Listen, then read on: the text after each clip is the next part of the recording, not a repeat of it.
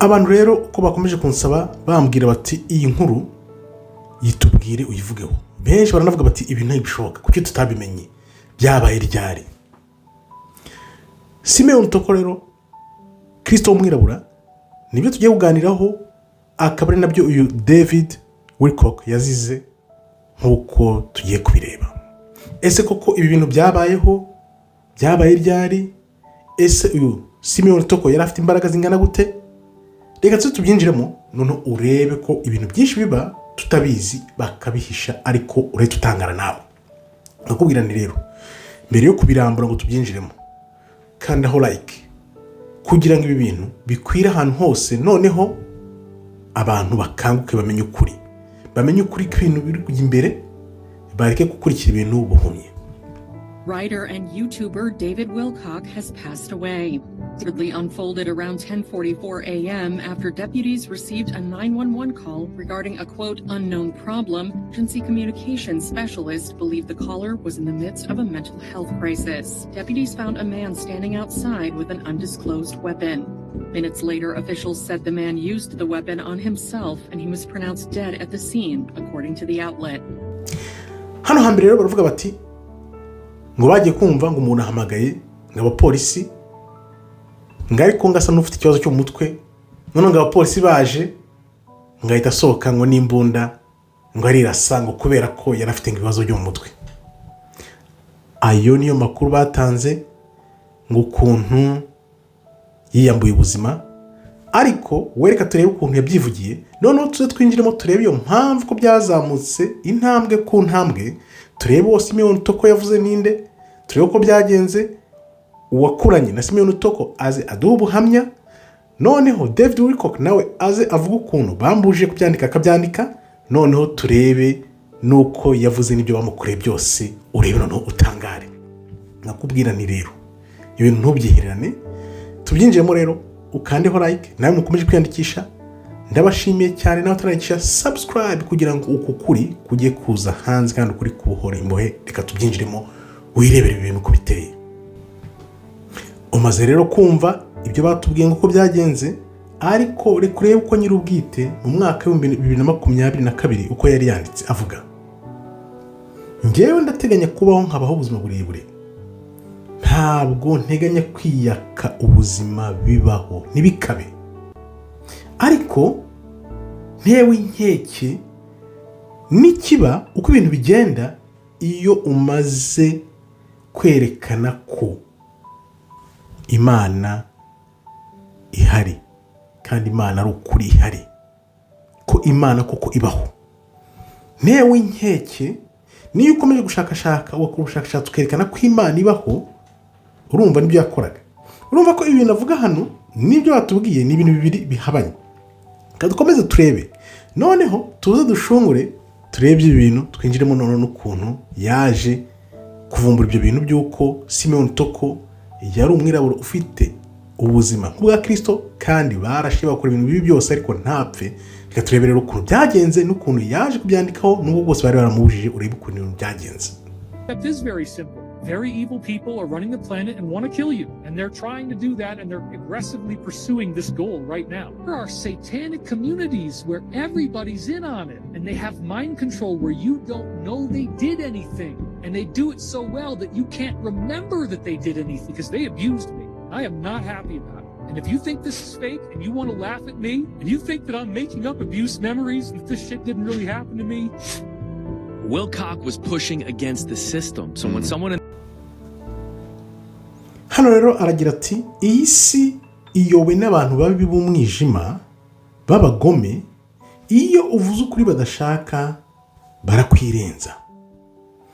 Urebye ibintu bankoreye, bagukorera iyoza bwonko, ariko noneho ry'ubundi bwoko ku buryo bakora ibintu ntunamenye ko babigukoze.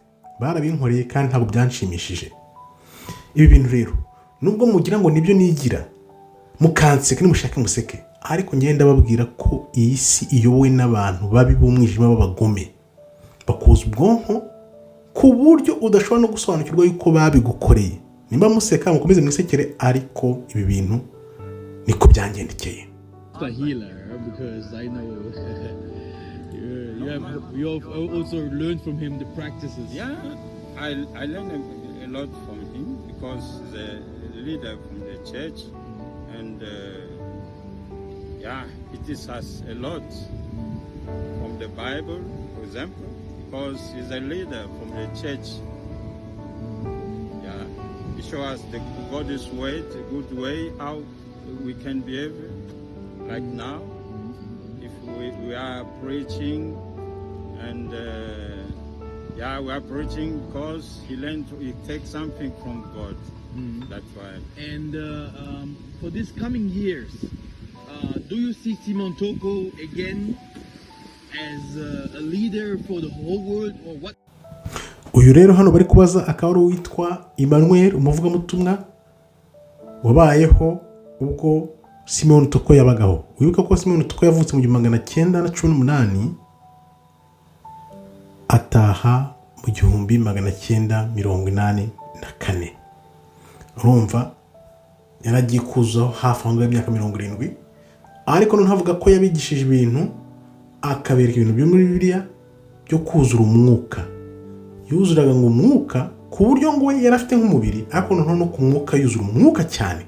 Barabitanga ubuhamya ni birebire, nawe washyira mu kareba Simon Toko uko byagenze, ariko ibi ni ibibereka yuko byabayeho atari ibintu by'ibihimbano, nk'uko David Wilcock agiye kubikubwira ukuntu byagenze, ko yamuvumbuye noneho n'ibyo bamubwiye atagomba gukora amaze kuvumbura ibi bintu. Reka uzubyumve wumve ibintu ukuntu bimeze. In the 1960s, there was a black man in Africa who came in with abilities complementary to those of Jesus. And he was performing miracles. He was starting to get people to listen to what he had to say. And the cabal tried to kill him. And, they could shoot him in the head and his skull would just regenerate and the flesh would grow back and he was fine. And, so the crazy story that I heard, and remember, I was told at the time that if I disclosed this, that I would be killed. And I ended up putting it in the book anyway. The story was that this guy, they finally said, okay, we're going to bring you to the United Nations and share your message with the world. Let's get you on this flight. They bring him on this flight, and instead of bringing him to the United Nations, they shot him repeatedly, and then actually had some kind of meat grinder device, and basically like a bandsaw, I guess, and sawed up his body into a whole bunch of pieces, put him in these very like radioactive shielded containers, and then had all these fighter jets dock with the plane and fly his body parts to all corners of the world, where then these containers turned them into ash. And they thought that maybe this would defeat him, like that his body somehow, the tissue was necessary. So if they destroyed all the tissue in all these places across the world, maybe they could defeat him. Well, he then regenerated in their offices and was fully fine, fully intact.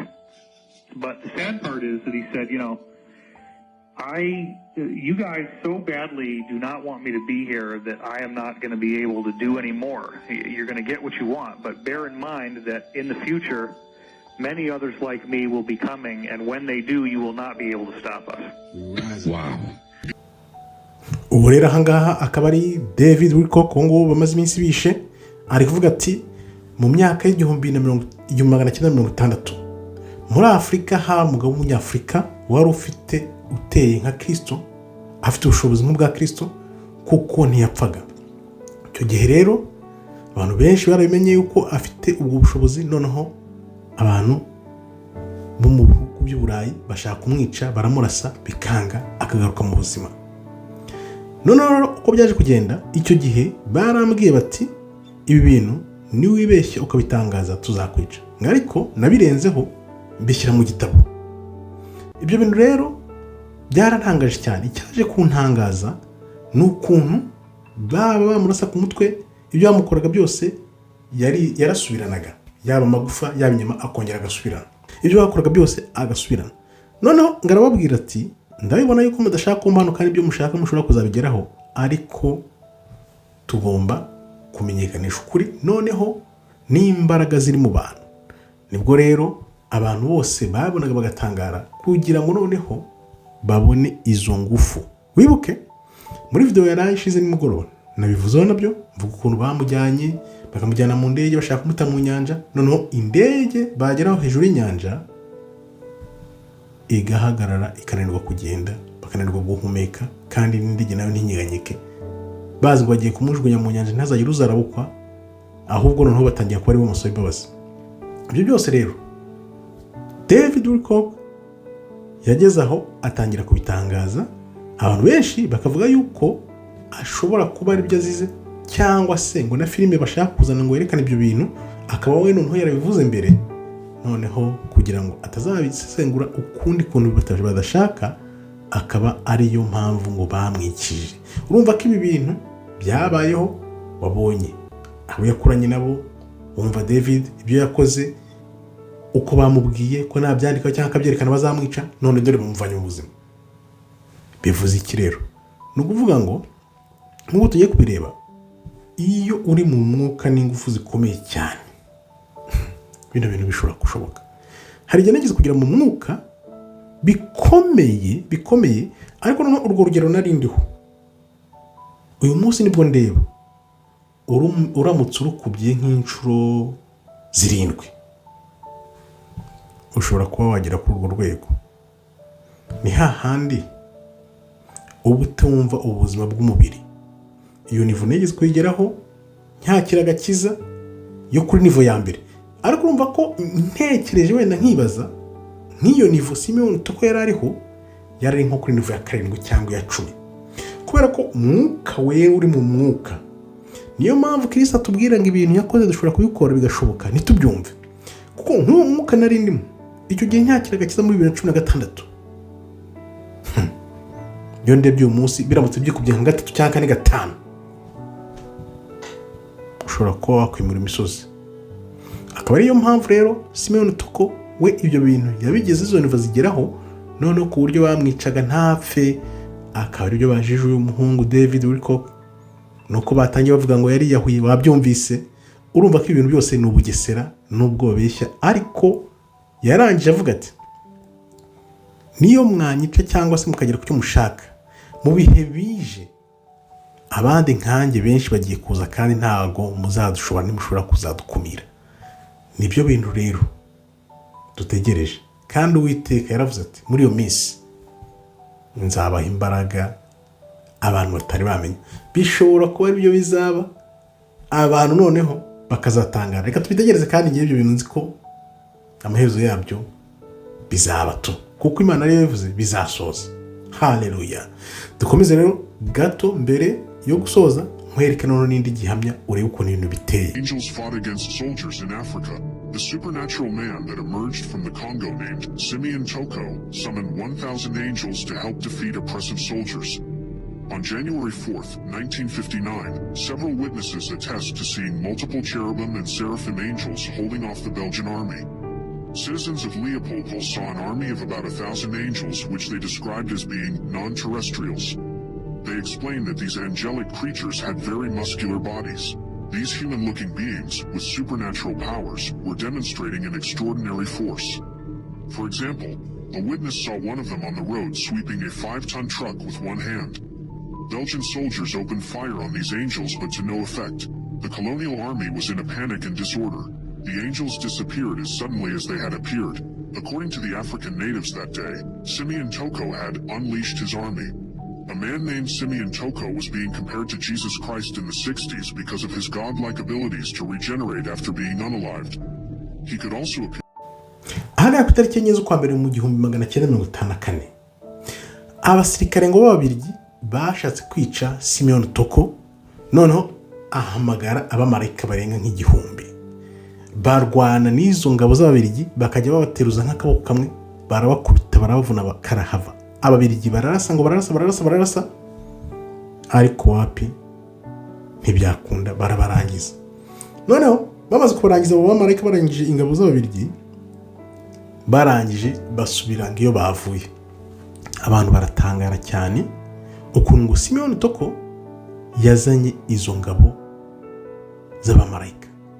Noneho twajya twibaza tuti niba yari afite ubwo bushobozi, ureba ahantu ibintu bikomerera cyane ari naho abantu bahera bahakana, kuki Kongo bayigaruriye kuriya kandi yarabaga muri Kongo? Wibuka nubwo yavukiye muri Angola yahise ajya kuba muri Kongo. Kuki yagiye muri Kongo akaba yari afite izo ngufu zose? Uko byagenze ese yatanga message abayobozi ba Kongo ntibabyumve? Kuko burya wibuke ko na Kristo nawe yaraje abantu baramwihakana banga kumwumva. Ni ukuvuga ngo ibi bintu bikoreka iyo mwese muri kumwe noneho mugakurikira uwo muntu ufite izo mbaraga n'umutima wanyu wose n'imbaraga zanyu zose n'ubwenge bwanyu bwose. Ni ukuvuga ngo rero birashoboka yuko abantu muri Kongo batabyitayeho, kuko urumva reba abantu bashobora kuvuga ngo ibintu se byabayeho bakabipinga, ariko urumva ko ibi bintu byanze bikunze byabayeho abantu ahubwo ubu nibwo bagiye gukanguka kubera ko biri gukwirakwira ahantu hose. Ngira ngo nawe mwabibonye, ubirebe wandikemo Simeon Toko cyangwa se wandikemo David Wilcock urebe ibi bintu bimwe njye mbabwira mugahakana, murabona ko ibintu bitangiye gufata intera. Mwewe twabanye rero nkababwirane ntusohoke mudakanze like kugira ngo ibintu bitagera ku bantu bandi ngo ubyirane wenyine, kandi aho like kugira ngo bigere ku bandi bantu, subscribe nawe mukomeje kwandikisha nkambashimiye cyane, n'iby'agaciro. Nkagira nti mukomeze mushakisha ukuri. Murabona ko ibyo bababwiye byose ari ibinyoma, nk'ibi bintu byose bihishe badashaka ko bimenyekana. Kuki bidashaka ko bimenyekana? Nubivuze bamurangiza, ubicukumbuye akabicukumbura, atari twebwe tubiza tukabivuga gutyo bisanzwe. Ababicukumbura babikoraho. Kuri umuntu yari umushakashatsi ukomeye cyane w'ibiva hejuru, nibyo bita za ifu, amaze kubigeraho rero, amaze kubibona ibyo bintu baramuje kubishyiraho, none dore baramaje. Ni ukuvuga ngo ibi bintu iyo barangije umuntu avuga ukuri, njye mpita mugenderaho nkareba uko kuri yavugaga, nkahita nkwandika 100% ko ibyo avuga ari byo. Ni ukuvuga ko ibi bintu ngiye kuri njyewe binyereka ko niba uwo muntu yarabayeho afite ubushobozi bwa Kristo, ibyo bintu byose byamubayeho. Ni ukuvuga ngo na Kristo yasaga n'uwo nguwo. Ugishidikanya andikamo wikomeze, ubundi igihe kizagera amaso yose azabibona kandi ukuri kurakomanga byanze bikunze. Nkambashimiye rero, Imana ikomeze barinde. Shalom shalom, toda haba tov meyo.